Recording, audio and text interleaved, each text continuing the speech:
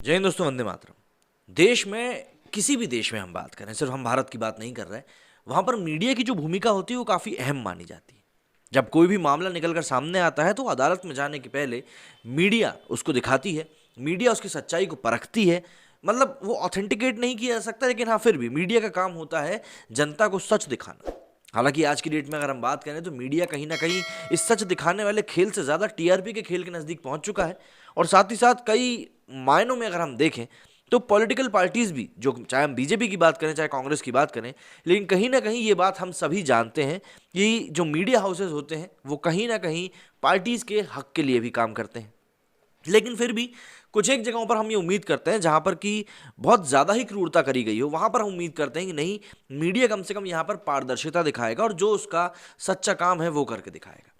लेकिन कई बार जो एक एथिक्स होते हैं, जो एथिक्स हम लोग बोलते हैं कि नहीं ये हमारा काम करने का सही तरीका है या ये चीज़ हमारे लिए करना सही होगी, कई बार वो एथिक्स काफ़ी पीछे छूट जाते हैं और इंसान अपने ही मद में चूर होकर कुछ ऐसी चीज़ें कर देता है जो कि शायद उसको नहीं करना चाहिए थी। और ऐसा ही मामला बंगाल में टाइम्स ऑफ इंडिया को लेकर निकलकर सामने आया है। कलकत्ता उच्च न्यायालय के एडिशनल सॉलिसिटर जनरल मतलब एएसजी वाईजी दस्तूर ने बंगाल हिंसा पर एक रिपोर्ट को लेकर टीओआई को फटकार लगाई है।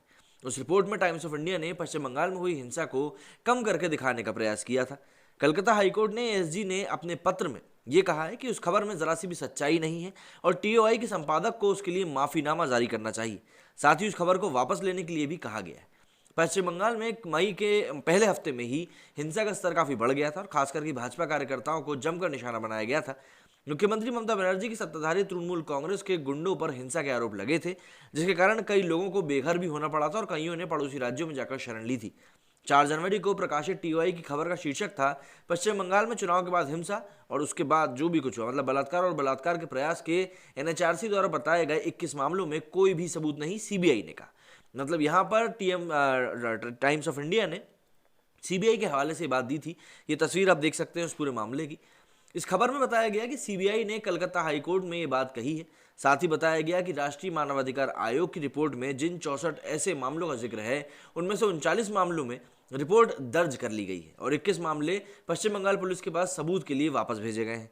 4 मामलों में जांच की बात लिखी है। खबर में यह भी लिखा है कि 2 हत्या के मामलों में को भी सीबीआई ने सबूत के लिए वापस भेजा है। कलकत्ता हाईकोर्ट में एनएचआरसी ने अपनी रिपोर्ट सबमिट करी थी। वहीं टीओआई को भेजे गए पत्र में एसजी ने लिखा है कि 3 जनवरी 2022 को बंगाल चुनाव के बाद हुई हिंसा के मामले में सुनवाई कलकत्ता हाईकोर्ट में हुई, जिस बारे में अगले दिन टीओआई ने रिपोर्ट प्रकाशित करी। दुर्भाग्य से इस रिपोर्ट में सीबीआई के हवाले से जो कहा गया है उसमें जरा भी सच्चाई नहीं है। उस दिन हुई सुनवाई में सीबीआई ने ऐसा कुछ भी नहीं कहा था जैसा इस खबर में लिखा है। इस रिपोर्ट के शीर्षक तथा और आंकड़े सभी कुछ पूरी तरीके से गलत है। साथ ही कलकत्ता उच्च न्यायालय के एसजी ने इस पर आपत्ति भी जताई है कि एक प्रतिष्ठित मीडिया संस्थान द्वारा एक संवेदनशील मुद्दे पर इस तरह की गलत रिपोर्टिंग की गई है। उन्होंने इसे बड़ी चिंता का विषय बताया है। इस रिपोर्ट को लेकर तुरंत सार्वजनिक माफीनामा प्रकाशित करने की बात भी कही है। टीआई ने अपनी खबर में हत्या के मामलों को भी इन्वर्टेड कॉमा में डाला था, जिससे ऐसा लगे कि ये सिर्फ आरोप है और ये सब कुछ भी नहीं हुआ, जबकि इस तरह की हिंसा की कई तस्वीरें सोशल मीडिया पर मौजूद हैं। और जब कोर्ट ही इसको लेकर अब स्वतः संज्ञान ले रहा है तो आप खुद ही समझ सकते हैं कि इतने प्रतिष्ठित मीडिया संस्थान की अब जो एक इमेज होती है उसके ऊपर कितना बड़ा डेंट आएगा। लेकिन बात जो मैंने शुरुआत में कही थी कि मीडिया हाउसेस का क्या काम होता है, वो लोग ये क्यों नहीं कर रहे हैं, ये चीज़ समझ से परे है। मेरे इस वीडियो में फिलहाल इतना ही। जय हिंद, जय भारत।